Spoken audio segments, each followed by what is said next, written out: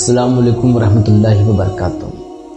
اور اس کی نشانیوں میں سے یہ ہے کہ اس نے تمہارے لیے تمہاری ہی جنس سے بیویاں بنائی تاکہ تم ان کے پاس سکون حاصل کرو۔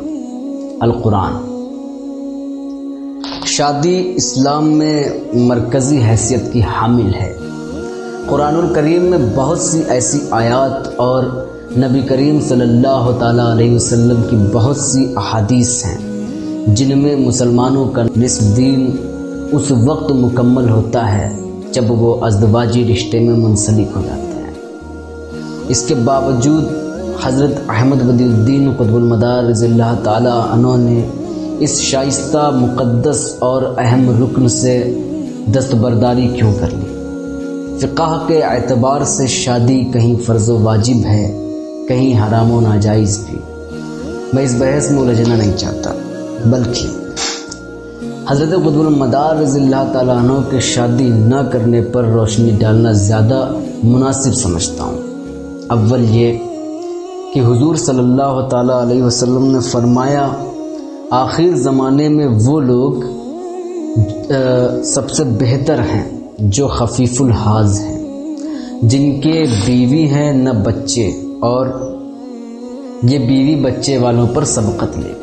اس حدیث مقدس سے معلوم ہوا کہ اللہ تعالیٰ کے وہ مقرب دوست جنہوں نے شادیاں نہیں فرمائی اور بچے نہیں ہوئے، شادیاں کرنے والے دوستوں پر فوقیت رکھتے ہیں۔ آخر زمانے سے مراد سب سے بہتر حضور صلی اللہ تعالیٰ علیہ وسلم کا زمانہ، اس کے بعد صحابہ کا، پھر تابعین کا۔ ایک حدیث میں یوں بھی وارد ہوا کہ رسول صلی اللہ تعالیٰ علیہ وسلم نوجوانوں کی ایک جماعت کے پاس سے گزرے، وہ لوگ پتھر اٹھا رہے تھے۔ حضور صلی اللہ تعالیٰ علیہ وسلم نے فرمایا، نوجوانوں، تم میں سے جو نکاح کر سکتا ہے وہ نکاح کرے، اور جو نکاح نہ کر سکے وہ روزے رکھے، کیونکہ روزے شہوت کے لیے وجہ کا حکم رکھتے ہیں، یعنی روزہ نفس کو مغلوب کرتا ہے اور خواہشات نفسانی کو نیست و نابود کر دیتا ہے۔ اب آئیے قطب المدار رضی اللہ تعالیٰ عنہ پر نظر ڈالتے ہیں۔ حضرت زندہ شاہ مدار رضی اللہ تعالیٰ عنہ ظاہری تعلیم کے بعد سب سے پہلے مشہد الحسین پر حاضر ہوئے۔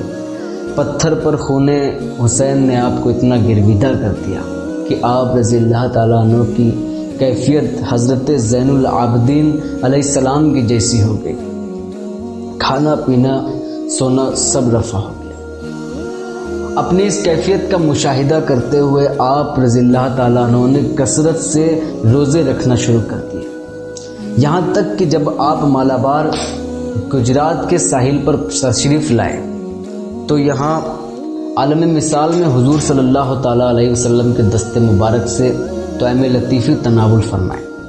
یہ سرکار دو عالم صلی اللہ تعالیٰ علیہ وسلم کا اعجاز تھا کہ آپ رضی اللہ تعالیٰ عنہ کے کھانے پینے کی حاجت پر مہر لگ گئی، جس کے سبب آپ رضی اللہ تعالیٰ عنہ نے فرمایا کہ یہ دنیا ایک دن ہے جس میں میں روزے دار ہوں۔ خورد و نوش سے بے نیاز ہو گئے، یعنی تمام عمر کا روزہ رکھ لیا۔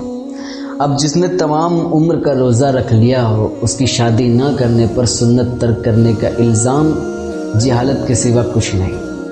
وما توفیقی الا باللہ۔